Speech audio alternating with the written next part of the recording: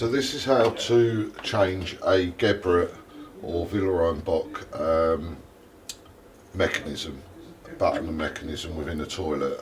Geberit are a components manufacturer, probably the world's leading manufacturer of flushing mechanisms, and they're used by most of the European leading brands use Geberit within their toilets.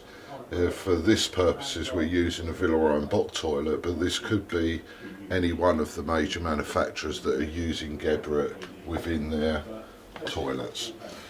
This is the new style button, which has been around for several years now, and the first thing we need to do is to remove the button. On the new style, it is just a simple case of turning the button anti-clockwise and it will unscrew out of the system.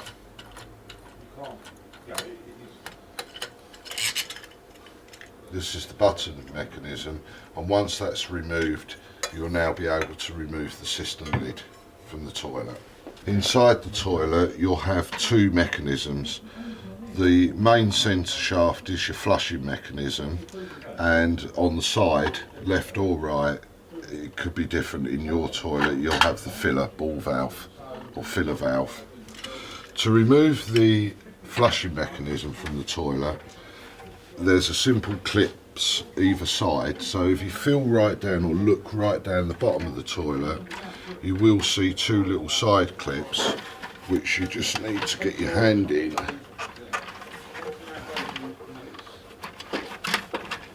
Squeeze these clips together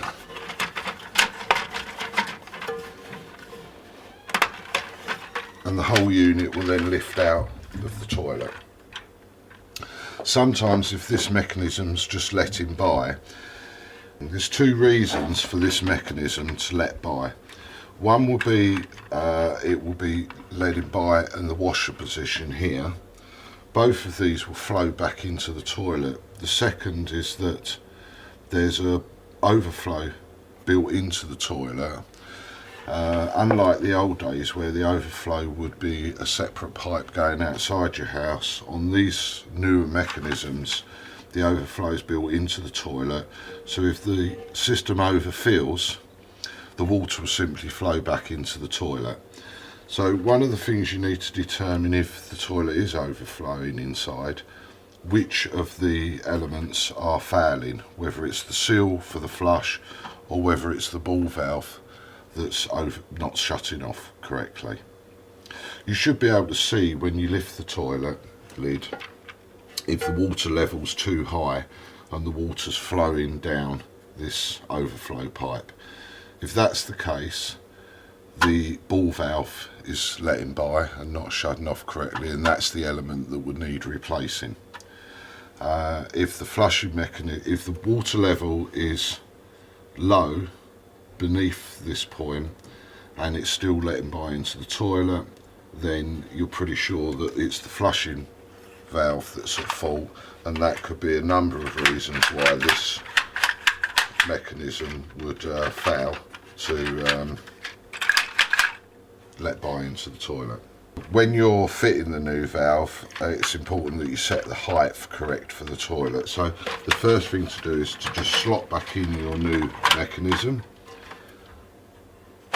That would just clip into position. As you can see, this is sitting high on the toilet, so we need to adjust the height so it's in line with this particular system.